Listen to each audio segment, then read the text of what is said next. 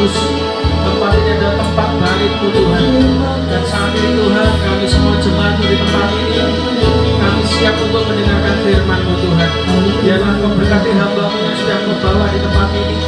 Dan biarlah setiap pesan yang disampaikan merupakan pesan buat kami semua Tuhan. Terima kasih Tuhan, terima kasih. Di dalam nama Tuhan Yesus, semua yang percaya katakan amin. Oke, silakan duduk, tidak apa-apa, bebas. Nah, kali ini kita akan dilayani oleh Om Robert Louis. Jadi saya dulu tahun 2000 ingat tahu beliau di Minden ya. Waktu itu Engkau Kekasihku atau apa ya itu lagunya? Untuk Kekasihku, betul. Jadi beliau ini worship leader juga, penulis lagu, pengarang lagu. Dan saya percaya ada hadirat Tuhan yang akan melawat setiap kita. Amin. Mari kita beri tepuk tangan buat beliau.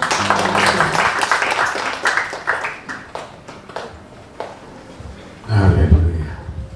Shalom. Shalom. Saya cuma kenal Pak Musa aja di sini, tak kenal yang lain. Ya, puji Tuhan. Saya percaya kalau Tuhan kirimkan pembicara-pembicara ke tempat ini pasti karena Tuhan mengasihi kita. Amin. Tuhan tidak melihat ya siapakah kita, ya justru yang Tuhan lihat itu hati. Kalau kita rindu ya sungguh-sungguh kepada Tuhan, nanti Tuhan kirimkan orang-orang yang pasti akan mendatangkan berkat bagi kita. Ya, oke. Saya ada sebuah pujian yang saya akan nyanyikan sama-sama. Saudara tahu mungkin lebih lagi, tahu ya, itu zamannya.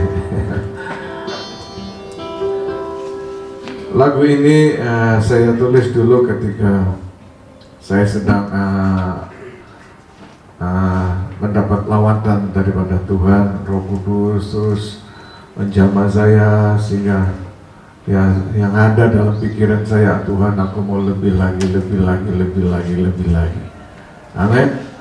Ya, Alkitab sendiri berkata siapa yang lapar baiknya ia datang kepada Tuhan. Ya, siapa yang haus biarlah ia datang kepada Tuhan. Nah, kalau kita datang dengan lapar dan haus, pasti kita akan dipuaskan dan dikenyangkan. Amin. Ya, kita ini sama-sama ada di teks itu.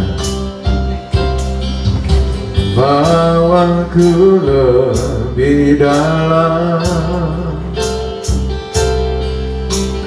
masuk dalam hadirat-Mu, lebih lagi menikmati kemuliaan-Mu, penuhiku Roh Kudus dengan kuasa urapan-Mu, lebih lagi sampai Roh-Mu menguasaiku. Roh yang kudus jamahlah hati, bisa dibagikan, jamahlah jiwaku, kuasa-Mu merubah hidupku, ku dipenuhi kuasa Roh Kudus yang menuntun hidupku menjadi sempurna, penuh kemuliaan. Ya Roh Kudus, Roh yang kudus, jamahlah hatiku, jamahlah jiwaku, kuasa-Mu merubah hidupku, ku dipenuhi kuasa Roh Kudus yang menuntun hidupku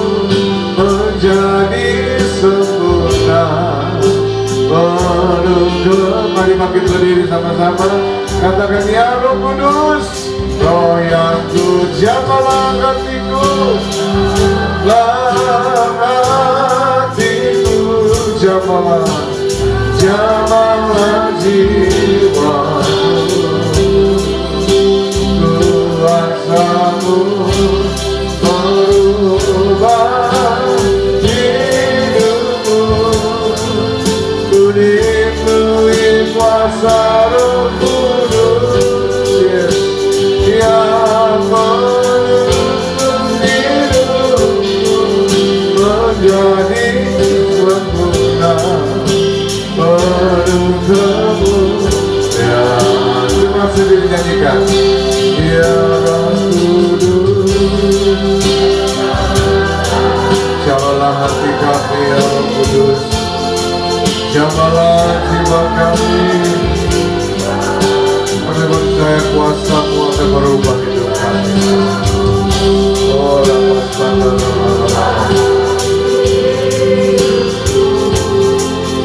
melindungi kuasa Roh Kudus yang menuntun hidupku menjadi sempurna. Musik saja memainkan dengan sukan tutup mata semuanya. Oh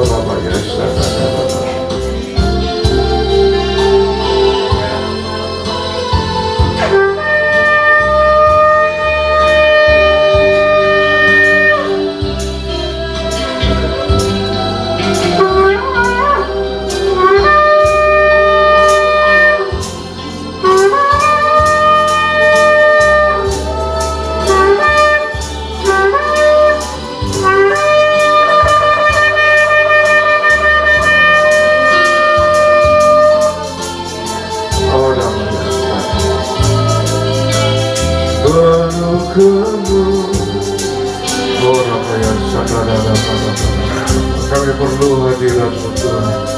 Kami perlu kuasa-Mu pada saat ini untuk kami bisa mengerti firman-Mu. Bapa, ya Roh Kudus, kami panggil Engkau. Kami meniupkan sangkakala pada Engkau. Biarlah hadirat-Mu ada tengah-tengah kami, menuntun mengerti kami. Bahkan firman-Mu akan menyembuhkan kami, melepaskan, memulihkan keadaan kami. Terima kasih Roh Kudus. Terpujilah Kau dalam nama Yesus Kristus. Engkau yang menuntun hidup kami, Engkau yang menuntun langkah-langkah hidup kami Tuhan. Di dalam nama Yesus Kristus. Haleluya. Yang siap dengar firman sama-sama katakan amin. Silakan duduk. Haleluya, haleluya, haleluya. Bapak Ibu kalau pergi ke dokter, ya karena kita apa? Sakit, betul nggak? Pergi ke sana karena kita sakit, dapat resep, pulang beli obat supaya sembuh. Begitu juga Bapak Ibu datang ke ibadah, ke sini, datang ke Tuhan, ya mencari Tuhan karena apa? Ada yang sakit rohani, jasmani, ya sakit ekonomi, ya sakit macam-macam, ya tujuannya begitu kita dengar firman Tuhan, ya kita akan pulang dengan membawa pemulihan itu. Amin. Nah itu oleh sebab itu, ya dalam setiap ibadah kita harus merindukan Tuhan. Aku datang ke gereja, aku datang ke persekutuan, aku datang ingin menerima kuasa-Mu. Amin. Ya, hanya kuasa Bapak Ibu yang bisa menyembuhkan penyakit kita. Hanya kuasa yang bisa melepaskan belenggu-belenggu dosa kita. Hanya kuasa yang bisa membuat kita yang sedih, yang susah menjadi menjadi bersukacita. Amin. Hanya kuasa. Ya, apalagi Bapak Ibu hari-hari ini kita melihat keadaan dunia yang sudah tidak menentu sekali, ya sungguh sangat mengerikan sekali. Ya semakin hari semakin tidak baik keadaannya, dunia semakin buruk, maupun di udara, di bumi maupun di bawah bumi, semua kejadian-kejadian yang sedang terjadi hari-hari ini. Dan ternyata di dalam Alkitab sudah menulisnya buat kita semuanya dalam 2 Timotius 3, ya judulnya itu keadaan manusia pada akhir zaman. Ya, kalau lihat perikopnya, ya keadaan manusia pada akhir zaman. Ya, apa itu dikatakan? Yang pertama, ketahuilah bahwa pada hari-hari ini, hari-hari terakhir akan datang masa yang sukar. Nah, itu saudaraku. Ya, oleh sebab itu karena akan datang masa yang sukar, masa yang susah, ya orang sekolah juga susah, ya makanya kita perlu kuasa supaya kita bisa ya menyelesaikan studi kita. Orang yang bekerja juga kita perlu kuasa supaya segala pekerjaan kita ya bisa diberhasil, betul nggak? Ya apa saja kita perlu kuasa, Bapak Ibu. Ya kenapa? Ketahuilah bahwa hari-hari terakhir akan datang masa yang sukar, Bapak Ibu. Nah, dan kalau kita melihat bahwa ini ya, keadaannya sungguh mengerikan. Terus ayat yang kedua, manusia akan mencintai dirinya sendiri dan menjadi hamba uang.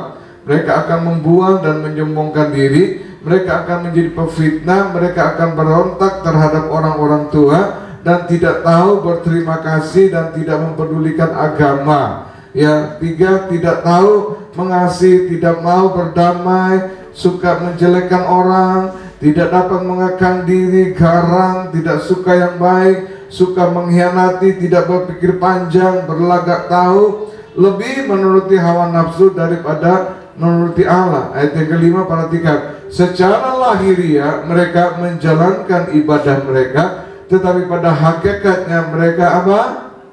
Menipu, memungkiri kekuatannya. Jauhilah mereka. Pertanyaan saya dalam pembacaan ayat yang kedua sampai yang kelima tadi, siapakah mereka?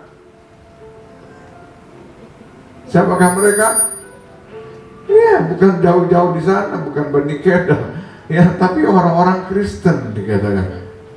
Ya, orang-orang Kristen yang percaya Yesus, ya, justru ya ini yang dilakukan hari-hari ini.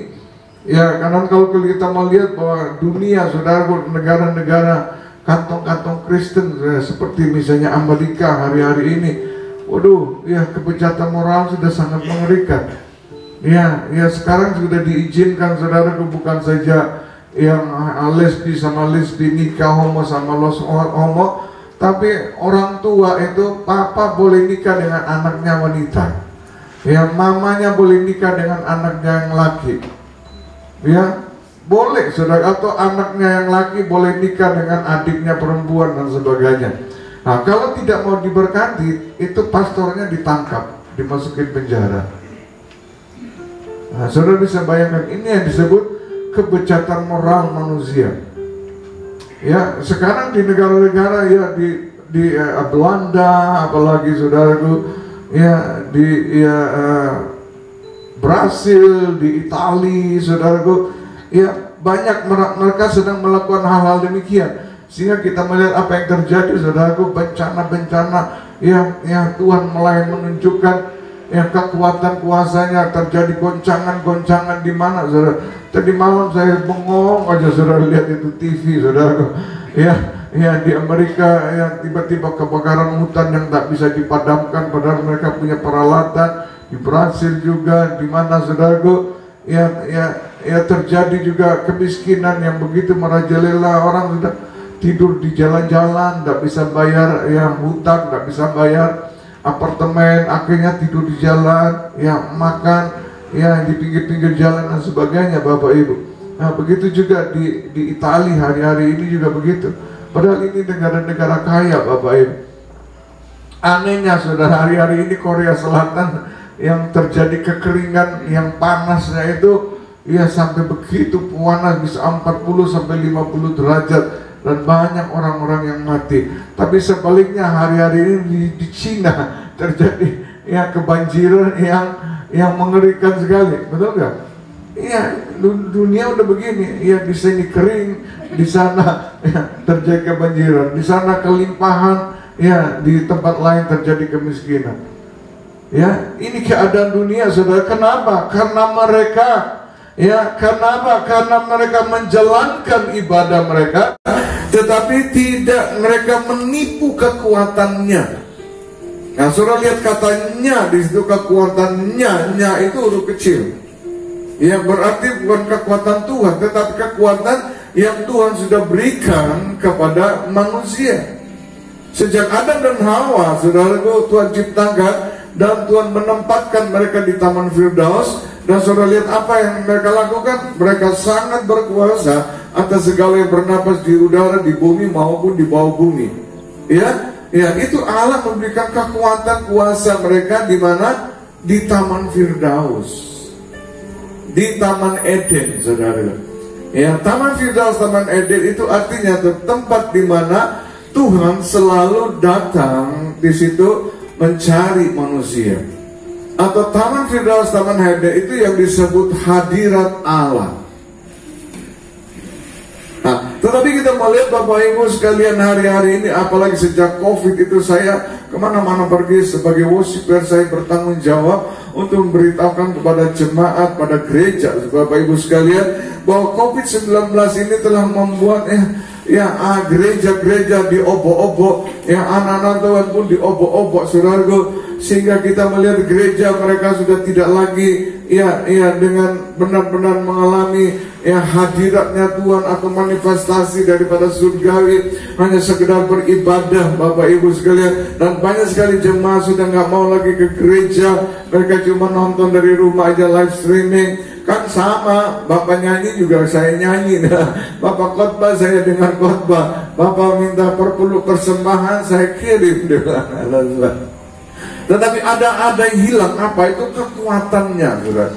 Nah, ini yang perlu saya beritahukan bagi kita. Kalau ini live streaming enggak, ini disebarin enggak? Sampaikan kepada teman-teman mereka yang suka menonton melalui live streaming. Saudara tuh, Alkitab sendiri berkata, ketika kita di dalam Alkitab mengalami sesuatu goncangan, Alkitab juga mengizinkan untuk kita berlindung, berlindung, bernaung, tinggal di rumah. Tetapi sesaat, tidak selama-lamanya, betul gak? Karena ada kekuatan, saudaraku, yang hilang daripada kita. Saya pernah waktu terjadi COVID-19, gereja kita juga nggak ada ibadah, akhirnya pakai live streaming, saudaraku. Ketika saya tidak memimpin live streaming, saya duduk dengar, ingin mengikuti ibadah dari gereja lain, saudaraku. Benar apa yang saya alami, itu kekuatannya itu hilang. Puji-pujian yang dinaikkan itu hanya sekedar basa-basi aja, gak ada yang bisa menjamah, menyentuh saya. Firman Tuhan yang saya dengar paling 10-15% aja yang saya bisa nangkap, yang lainnya hilang. Apalagi kalau kita nyanyi, bawaku lebih dalam, nyam nyam nyam nyam, nyanyi sambil nyamil, saudaraku. Masuk dalam hadirat. Halo, iya. Gimana bisnisnya? Gimana usahanya? Ada masalah apa? Tanpa kita sadari, kita telah kehilangan kekuatannya. Makanya Tuhan bilang, berkata mereka itu secara lahiriah saja mereka menjalankan ibadah dan persekutuan, tetapi sesungguhnya mereka memungkiri kekuatannya. Artinya mereka kehilangan kekuatannya. Mereka gampang terombang-ambingkan, saudaraku, ketika mengalami masalah. Kenapa? Tidak ada kuasa. Betul nggak? Oleh sebab itu, pada sore hari ini, saudaraku, saya kasih tema tentang kuasa. Di hadirat Tuhan ada kuasa. Bagaimana supaya kekuatan kuasa Allah itu jangan hilang daripada kita? Karena Allah sudah memberikan kepada Adam dan Hawa, itu luar biasa sekali. Perhatikan, tidak ada sekali makhluk hidup yang punya kuasa seperti Adam. Semuanya takluk dan tunduk kepada mereka. Kenapa? Ada kuasa. Yang setuju katakan amin. Nah, oleh sebab itu Bapak Ibu, kita perlu kuasa malam sore hari ini. Amin. Saudara mau mengalaminya? Dengan baik-baik firman Tuhan. Seperti saya katakan, misalnya kalau ada orang sakit jantung, dengar dulu orang sakit jantung, pasti yang dicari dokter jantung, betul nggak? Apa dengan punya nama dokter jantung sudah cukup untuk bisa berjumpa dengan dokter? Enggak kan? Harus punya apa yang kedua? Nggak pernah cari dokter? Harus punya apa? Alamat. Betul nggak?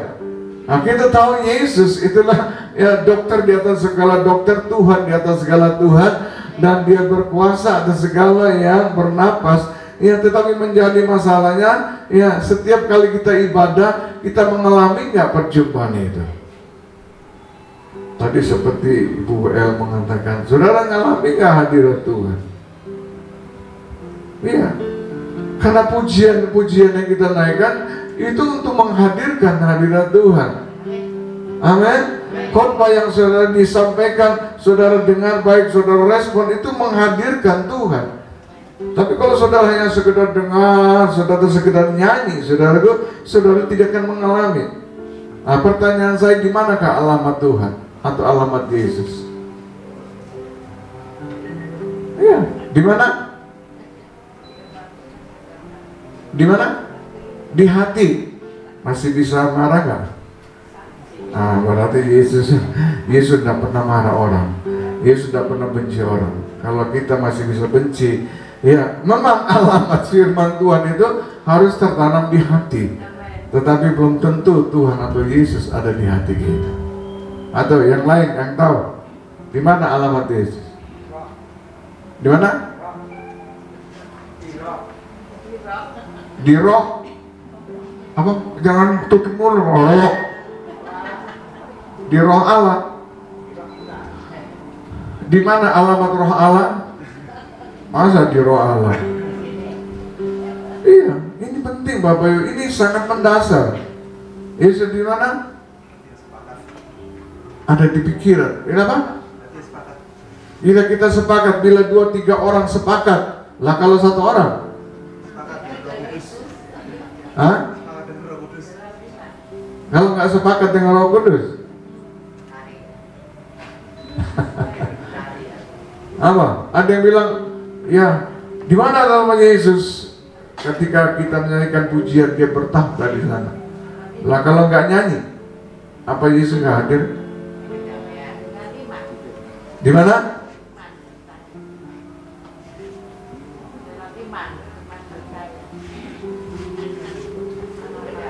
Justru banyak orang, Bapak Ibu sekalian, kakak-kakak itu justru orang-orang yang tidak mengenal Yesus, yang tidak punya iman. Justru banyak yang mengalami kesembuhan itu. Di mana alamat Yesus? Hah?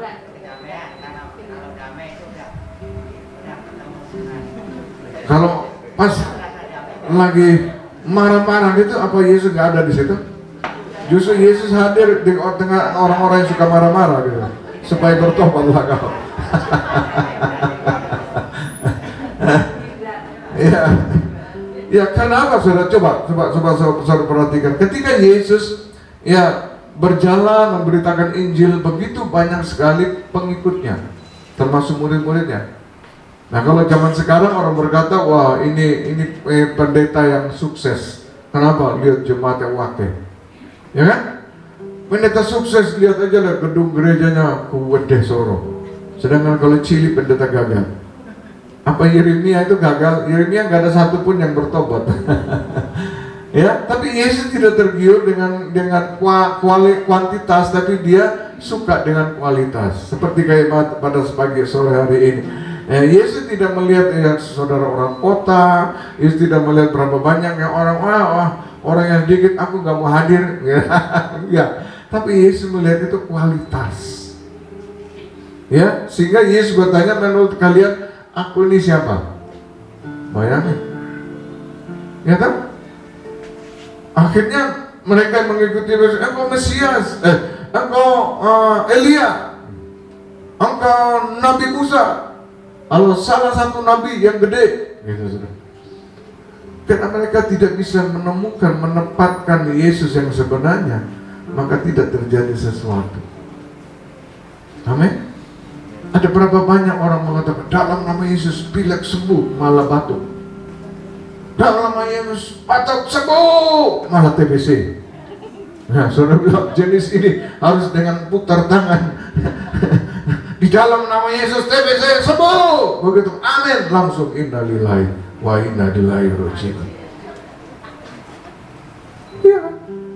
Anak-anak Imam Sekewa, saudaraku, iya melihat, wih, nama Yesus berkuasa ya. Ya akhirnya ada anak-anak karena suka roh jahat, mereka tengking itu ya roh jahat. Ya justru roh jahat bilang, Paulus, aku tahu Yesus, aku kenal kamu siapa. Ya kan? Saudara kalau berkata, ya misalnya ada anak kecil, kamu anaknya siapa? Saya anaknya Pak Musa. Kalau dia berkata dia anaknya Pak Musa, pasti dia tinggal di mana? Di rumahnya Pak Musa. Betul nggak? Nggak ada anak Pak Musa tinggal di rumah tetangga sana, nggak ada. Nah, kalau kita mengenal siapa Yesus, berarti kita sudah biasa bergaul dengan Yesus, betul nggak?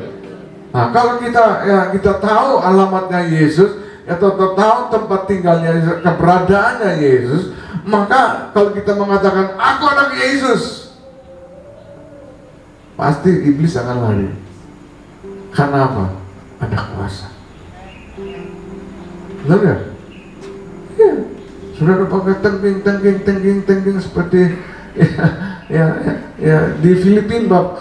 Ibu kalau pergi ke sana, tiba-tiba sudah dengar, Yesus, dasar malas kerja, ayo dikerja, goblok lu. Orang Filipina banyak nama Yesus, tapi tidak punya kuasa seperti Yesus. Ada berapa banyak kita pakai firman Tuhan, kelam seperti paku kelem, saudaraku, apakah terjadi mujizat? Iya.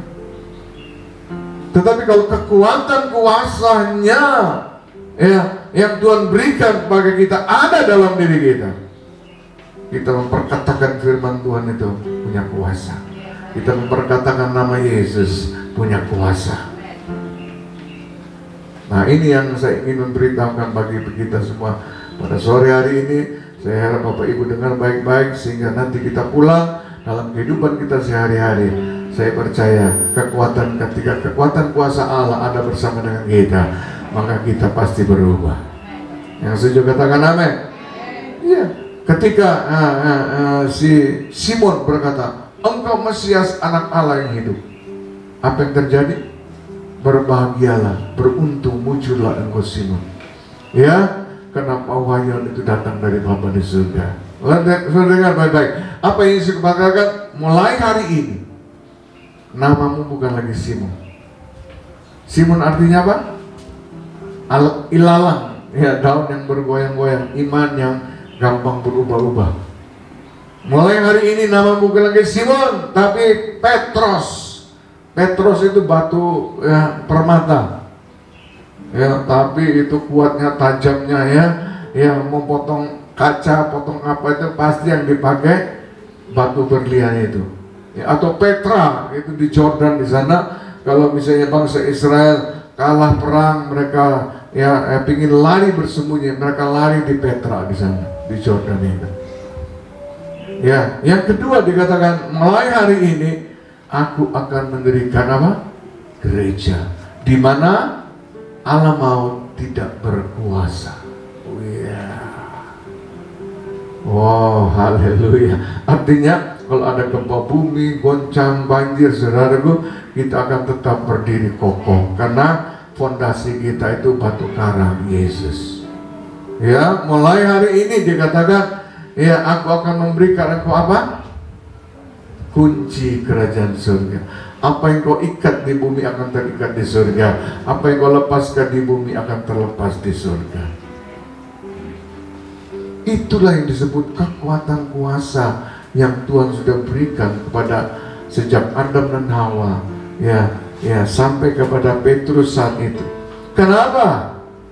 Ya, Adam dan Hawa mereka tinggal di tempat yang Tuhan mau. Kenapa? Karena Petrus, saudaraku, bisa mengatakan dengan yang benar siapakah Yesus. Ya, jadi di manakah alamat Yesus? Tadi WL sudah ngucap-ngucap terus. Di mana? Bukan. Di dalam hadirat Tuhan. Coba, ya, Ibrani 9 ayat 24. Wah, ini saudara yang nggak tahu selama ini, makanya ya dibuat bulan-bulanan sama persoalan masalah sama iblis. Ya, iblis tidak takut melihat saudara. Nggak ada apa-apanya ini, nak ngerti ini, ya. Ya, Ibrani 9 ayat 24 dikatakan apa? Sebab Kristus bukan masuk ke dalam tempat kudus buatan tangan manusia, itu yang tabernakal.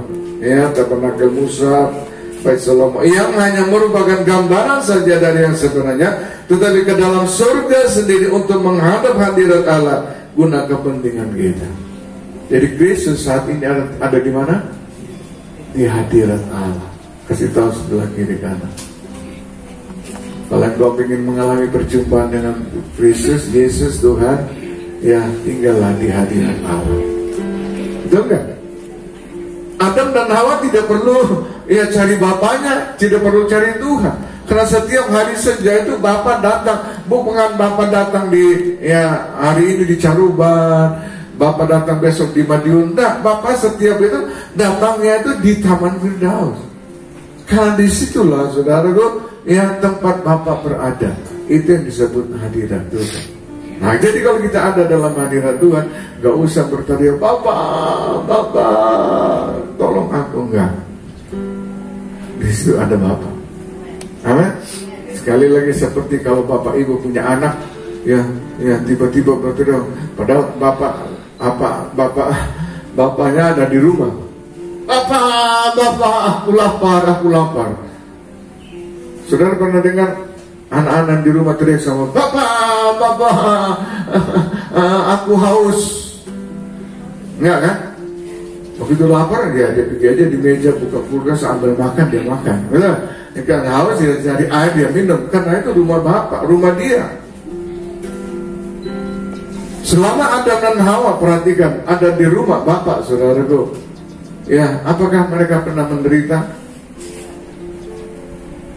Apakah mereka pernah ketika bapaknya datang bilang, Bapak, ini ada pohon Bapak, sudah saya cangkul, sudah kasih air, dikasih pupuk, kok nggak buah-buah, enaknya diapakan Bapak? Enggak. Atau hanya bapaknya datang tiba-tiba, dam, wah. Ya, gimana Taman Firdaus? Ada masalah? Apa kurang dana? Apa yang perlu saya bantu? Nggak ada kan? Bapak datang kepada Adam dan Hawa untuk berrelationship, berkomunikasi, menyatu dengan mereka. Nah, begitu juga saudara, bagaimana kita bisa mengalami hadirat Allah? Ya, kita harus berrelationship, menyatu dengan Bapa di hadirat Tuhan. Nyanyi puji-pujian, baca firman Tuhan, saudara renungkan firman Tuhan. Ya, karena orang yang baca firman Tuhan belum tentu merenungkan, tetapi orang merenungkan pasti membaca firman. Kalau kita merenungkan tiba-tiba kita dapat kebenaran firman, Tuhan bicara, Tuhan berkata, itu berarti Bapak sedang hadir di tengah-tengah kita. Nah, seperti kali begitu, kalau kita mengalami kehidupan yang kayak begitu, ya itu yang dia bilang, kita punya kekuatan yang sama seperti Bapa, hanya tahtanya saja yang bukan milik kita, tetapi kita diberi kuasa seperti Yusuf berkuasa untuk seluruh Mesir, hanya tahta Firaun aja yang tidak menjadi. Ya, karena apa? Otoritas kuasa Firaun ada pada Yusuf. Ya, oke, mari kita melihat bahwa ya di dalam Alkitab sendiri sudah berkata tentang hadirat Allah. Pertanyaan saya, apa itu hadirat Allah? Ya, banyak kita dengar di hadirat Allah, hadirat Allah, hadirat Allah. Hadirat itu, hadirat Allah, hadirat kata dasarnya itu hadir. Hadir artinya apa? Ada. Ya, saya berdiri di depan Bapak Ibu berarti saya hadir. Saya ada di depannya. Tapi hadirat itu kehadiran. Atau hadirat Allah itu artinya kehadiran Allah.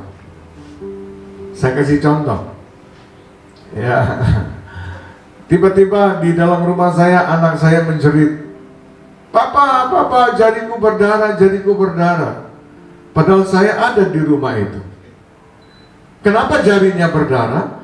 Karena anak saya tidak mengalami kehadiran saya. Fokus ya. Ya, kalau anak saya mengalami kehadiran saya, atau saya dekat dengan anak saya, atau anak saya dekat dengan saya, pasti nggak mungkin itu silet atau pisau saya biarkan, pasti saya ngambil itu pisau. Kenapa? Ini berbahaya nak bagi kamu, jangan pegang-pegang ini. Tetapi karena saya nggak hadir di situ, walaupun saya ada di rumah, ya menyebabkan terjadi ya kesakitan. Kita tahu Roh Kudus ada di mana-mana. Bahkan dia ada pun di tengah-tengah kita. Tapi sudahkah engkau mengalami kehadiran daripada Roh Kudus? Kalau saudara mengalami kehadiran Roh Kudus, saudara naikkan pujian dan saudara nggak tahan, pasti nangis, pasti ada sesuatu. Aduh Tuhan, aku berdosa Tuhan, ampuni aku.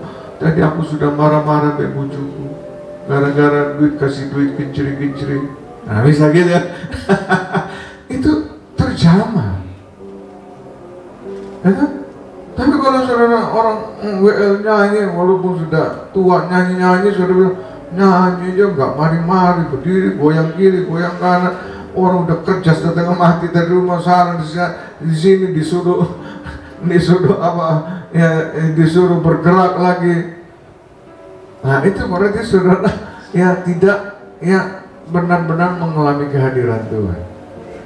Amin. Ya, kehadiran Tuhan ini sangat penting sekali bagi kita. Ya, kita beribadah kalau tidak mengalami kehadiran Tuhan melalui doa, melalui puji-pujian atau firman Tuhan, pasti jaminannya saudara datang dengan masalah, saudara pulang dengan masalah. Saudara datang dengan sakit, pasti pulang dengan sakit. Saudara datang dengan susah, saudara pulang dengan susah. Karena yang bisa menjawab semuanya itu bukan pendeta, tapi Tuhan kita Yesus Kristus. Amin. Ya, jadi hidup yang kita hidupi ini, mari Bapak Ibu, ya jangan hanya fokus makan, minum, pakaian, kawin dan mengawinkan kata firman Tuhan, tetapi mari hidup yang kita hidupi ini kita mulai berfokus kepada hadirat Allah. Iya. Sama seperti Adam ketika mereka ada dalam hadirat Allah tuh di Taman Firdaus. Ya, mereka ya, cuma memelihara dan menikmati semua yang Tuhan sudah berikan. Jadi kalau selama ini Bapak Ibu berkeringat setengah mati baru mendapat sesuap makan, Alkitab berkata itu kutuk, bukan berkat. Tapi kalau itu berkat dari Allah, engkau berkeringat setengah mati bukan kerja keras, berkeringat setengah mati karena mengumpulkan berkat-berkat Allah. Amin. Beda kan? Beda nggak? Beda. Nah, bagaimana supaya kita bisa mengumpulkan berkat-berkat Allah sampai berkeringat, saudara? Hadirkan Allah dalam kehidupan kita. Kemana kita pergi, ya menyanyi pujian, berbahasa roh, ya terus menghadirkan hadirat Tuhan dalam hidup kita. Ya, saya percaya pasti beda. Ya, jadi jangan hanya fokus makan, minum, pakaian, tapi hadirat Allah. Saya kasih contoh, misalnya perhatikan. Ya, ini hal yang sudah baku ya. Ikan diciptakan untuk hidup di hidup di air. Kalau dia di darat pasti iya, itu sudah hukum baku. Gak bisa, Bapak semoga kiranya bosan aku di air, sekali-sekali aku mau di darat. Tidak ada. Tanaman diciptakan untuk hidup di mana? Di tanah. Nah kalau dia hidup di udara, pasti mati. Nah burung-burung di udara juga diciptakan untuk hidup di. Lah kalau dia hidup di laut, kira-kira apa pasti? Nah bagaimana saudara dengan saya? Kita diciptakan Tuhan untuk hidup di mana? Di hadirat Allah. Kalau kita keluar dari hadirat Allah, pasti ada yang mati. Apa itu? Rohani kita mati. Nah kalau rohani kita mati, maka yang muncul apa? Rohana. Betul gak? Saudara mau tahu itu rohana itu? Bukan Galatia 5:19-21. Jangan lihat saya. Buka Alkitab saudara itu Galatia 5:19-21. Yuk. Kalau dalam hidupmu hari-hari ini kehidupan rohana, ini seperti demikian ini. Ayo baca Galatia 5:19. 19 sampai 21. 1, 2, 3. Perbuatan daging telah nyata. 1, 2, 3, 4, 5, 6, 7, 8, 9, 10, 11, 12, 13, 14. Terhadap semuanya itu ku peringatkan kepada kamu, seperti yang ku buat dulu. Apa itu? Itulah Sodom dan Gomora. Allah musnahkan dengan api dan belerang. Amin. Hidup hari-hari, ya hidup dalam perjamuan. Ya, mata bapak, mata ibu, ya kemana-mana seperti sinar X. Tahu sinar X? Bapak-bapak, sinar X tahu ya? Tahu ya? Nah, kalau sinar X itu lagi jalan, ibu-ibu, tandanya apa? Cecaknya keluar. Nah, ya, itu sinar X lagi jalan. Pakaiannya 3 lapis tembus sampai di dalam gitu. Sinar X itu, saudara. Ya. Kepercayaan sia-sia, sudah percaya Tuhan masih percaya sia-sia, pegang opo-opo, pegang kekuatan kuasa, ya di gereja majelis, ya sampai di kampung jadi EO-nya adat gitu, saudara. Iya, percaya sia-sia. Ya kalau tangan saudara gatal, saudara bilang apa? Apa? Lah kalau gak gatal, doi gak datang, mau gatal? Kasih tuh binatang bulu-bulu, lu garuk sampai berdarah. Uang gak datang. Makan enak-enak, bukan capcay lagi, dicapcay. Tiba-tiba lidah kegigit, saudara bilang apa? Waduh. Coba kalau 10 orang ngomong serentak, apa nggak putus tuh lidah? Kalau saudara percaya, ya saudara, ketika saya katakan ya, lidah kegigit saudara sebut, pasti ada yang ngerasani. Ya itu berarti saudara percaya. Apakah Alkitab mengatakan demikian? Kenapa kau ucapkan? Nah itu saudara, hati-hati. Alkitab sudah mengatakan jangan ada ilah lain di hadapanku. Ya, kalau Alkitab tidak menulis, jangan sekali-kali kita memperkatakannya atau mempercayainya. Ya, yang ketiga lebih seru lagi, pertikaian, perselisihan, iri hati, benci, dendam, ya kemarahan sana, kemarahan sini, perkelahi sana, jelek sana, jelek sini, saudara. Ini perbuatan daging. Atau kalau saya kasih contoh secara pujian, saudaraku, ya kalau hari kasih Caca, kasih kunci G. Kalau hari Minggu, saudaraku, ya lagunya, aku ingin selalu berada di hadiratmu. Caca, aku ingin selalu berlindung dalam naunganmu, di bawah kepala sayapmu, kau bawaku terbang tinggi, melintasi langit biru, bagaikan raja wali. Nah, itu kalau rohaninya bagus. Tapi kalau rohananya yang kuat, Senin sampai Sabtu lagunya plus. Kasih kunci sama, iramanya juga sama. Kelelawar sayapnya hitam, kalau terbang di waktu malam. Ih, kok Musa banyak kelelawar nih.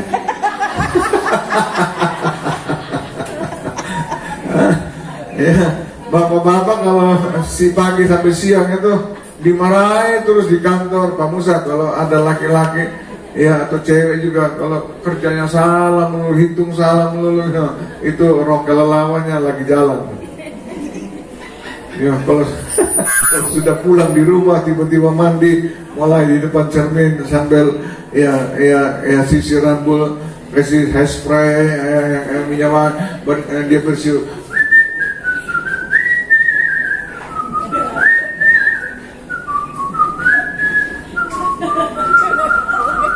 Ibu-ibu kalau dengar ada siul-siul begitu dari dapur, teriak dia, "Hei roh kelelawar, mau terbang kemana?" Mulai jalan dia. Allah itu baik, sungguh baik bagi, ayo, ditunjukkannya jalan ke diskotik. Ke diskotik ketemu sama-sama bapak-bapak. Bapak yang saya tanya, bukan ibu. Bapak-bapak, jangan lihat plafon, tidak ada yang bocor, lihat saya. Ketemu sama? Benar itu, gombal. Atau yang lebih istilah lain bilang sundel. Cirinya sundel bolong apa? Pakaiannya yang bolong-bolong, bro. Satu kali nyonya saya ngajak ke mall, ya saya sudah pasti kasih kacamata kuda, saudara. Artinya nggak mau lihat kiri, lihat kanan, tak temani aja deh. Tapi begitu saya jalan, yang saya lihat dari depan, saudara, ya nggak bisa dihindari. Kalau kasih kacamata ya hitam lagi di depan, saya nabrak orang, jadi nggak bisa hindari. Dari jauh saya tertawa, saudara. Istri saya bilang, "Husma, ya jangan tertawa, nanti kalau dilihatin orang itu kamu dimarahin." Habis gimana nggak tertawa? Kira-kira yang saya lihat apa, bapak-bapak? Apa? Yang saya lihat apa? Udelnya itu loh, saudara. Kan bolong-bolong baju tuh, dari atas udah tutup semua, dari bawah juga ada udel yang bolong. Lah kalau udel bolong dikasih anting-anting kan lumayan enak diliatin tau, betul? Tapi ini udel yang bolong ada daging nongol gini. Bayangan saya pasti dia lahir di kampung, dilayani sama Pak Juko ini. Ya daging, ya Bapak Ibu kalau punya anak-anak ya model sih model, tapi kalau udel mau elek ojo dilihatin orang ya. Oh haleluya, haleluya. Alkitab berkata, ya jangan kita hidup secara lahiriah saja, ya untuk beribadah kepada Tuhan, tetapi kita harus secara dengan sungguh-sungguh ya kepada Tuhan kita Yesus Kristus. Amin. Ya karena kekuatan kuasanya itu, saudaraku, akan menyertai kita seperti menyertai Adam dan Hawa. Kalau kita senantiasa beribadah dengan sungguh-sungguh, artinya nyanyi dengan segenap hati, jiwa dan kekuatan. Dengar firman Tuhan, fokus. Bila perlu kita catat isi firman Tuhan itu, saudaraku, ya supaya kita terkonsentrasi dengan firman Tuhan. Dan saya percaya kalau kita bisa menangkap firman Tuhan itu, ya saya percaya itu artinya kita sedang mengalami kehadiran Allah, atau kita sedang berada di hadirat Allah, atau sama seperti Adam dan Hawa sedang berada di Taman Eden, Taman Firdaus. Ya, ya. Oke, saya saksi Bapak Ibu sekalian. Ya, bagaimana saudaraku? Ya, kita bisa mengalami hal-hal demikian. Atau pertanyaan saya yang kedua, Bapak Ibu. Ya, kita tahu bahwa Yesus ada di hadirat Tuhan. Nah, pertanyaan saya, hadirat Tuhan itu, Allah itu ada di mana hari ini? Kalau di tabernakel itu ada di ruang Maha Kudus, betul kan? Jadi kalau imam mau berjumpa dengan Allah, mereka harus diundi, dikarantina, bersiapkan diri karena menghadap Allah. Tetapi ketika Yesus datang, dia merobek tirai Allah melalui kematian dia, sehingga hadirat tidak lagi ada di buatan tangan manusia, tetapi hadirat Tuhan ada di mana hari ini? Ada di mana?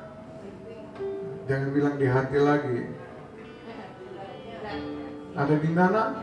Ditambah, diteruskan, ada di mana? Ada di mana-mana. Hadirat Tuhan hari ini ada di mana-mana. Terutama diperuntukkan bagi orang yang timpang, orang yang susah, orang yang sakit. Kalau tabernakel hanya orang kudus yang boleh berjumpa. Tetapi hadirat Allah, sejak tirai Allah itu robek, diperuntukkan bagi saudara saya yang membutuhkan ya kekuatan kuasa itu. Ya, saya kasih contoh Bapak Ibu. Ya, ketika ada teman saya cerita dalam sebuah KKR.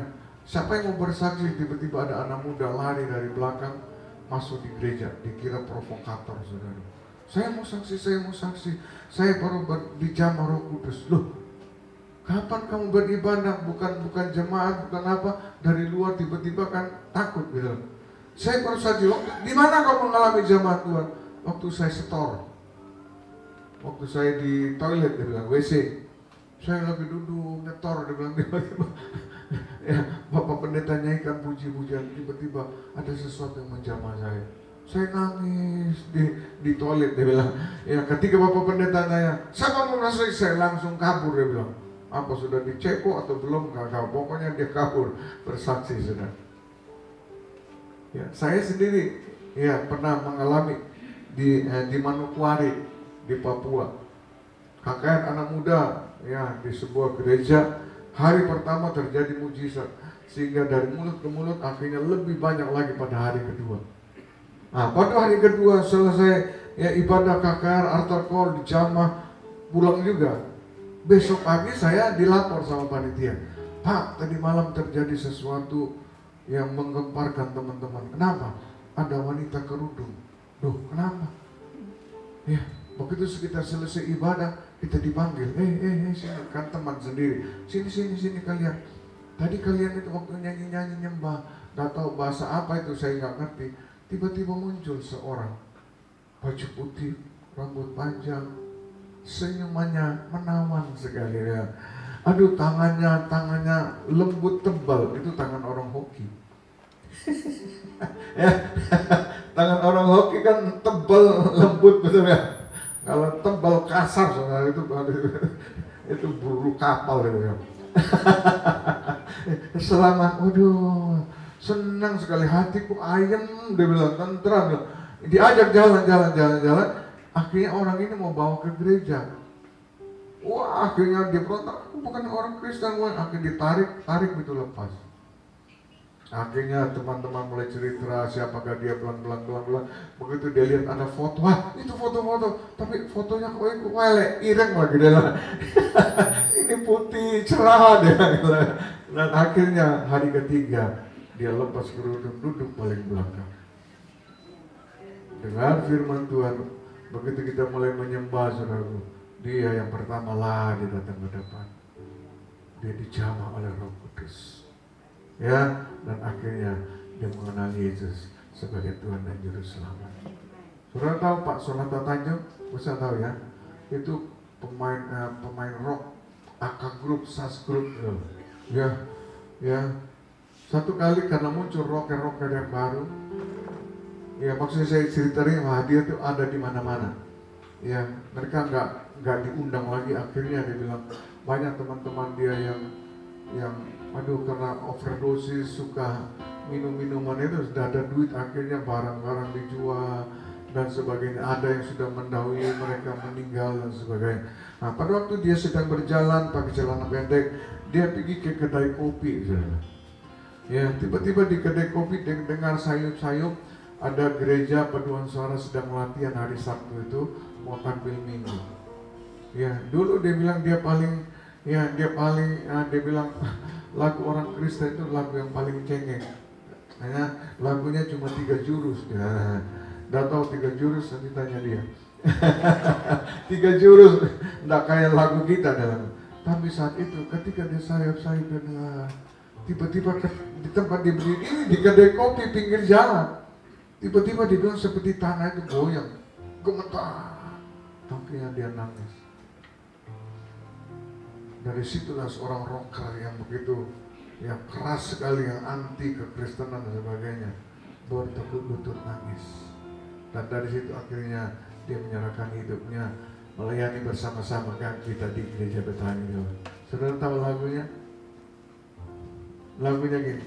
Ketika dia mau pesan kopi, dia dengar lagunya berkata, Yesus jamah senang hidupku dan beri damai hatiku. Oh, semua telah berubah dan aku tahu Yesus jamah ku jadi baru. Yuk sama-sama Yesus jamah hidupku dan damai di hatiku.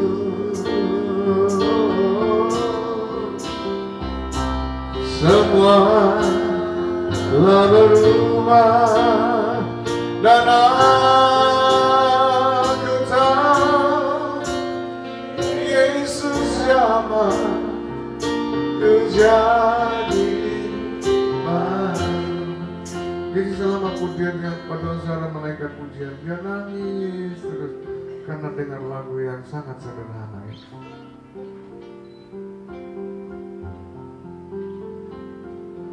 Satu lagi saudaraku, satu kali saya diajak teman pergi di Kenjeran di Surabaya itu pinggir pantai. Masuk di rumah, saya duduk di ruang tamu, teman saya itu masuk ke dalam. 5-10 menit kemudian dia balik lagi, dia bilang, Pak Robert kamu ngaco. Gimana gua ngaco? Ya, gak ada yang duduk nemani, gak ada yang kasih air minum, gua ngaco. Dia bilang gitu. Aku yang bilang, udah ada masalah apa? Ya aku punya masalah. Ya jadi kamu ke dalam nyari siapa? Ya cari dukun dong. Oh. Ya akhirnya saya juga punya masalah. Tapi saya nggak cari dukun, saya cari Tuhan. Saya bilang gitu. Habis gimana? Iya tuh dukun manggil setan itu. Kalau setan kalau dipanggil datang itu bullpen itu bisa tulis sendiri, kasih jawabannya. Setan apa namanya? Apa? Hafal benar ciri-ciri setan.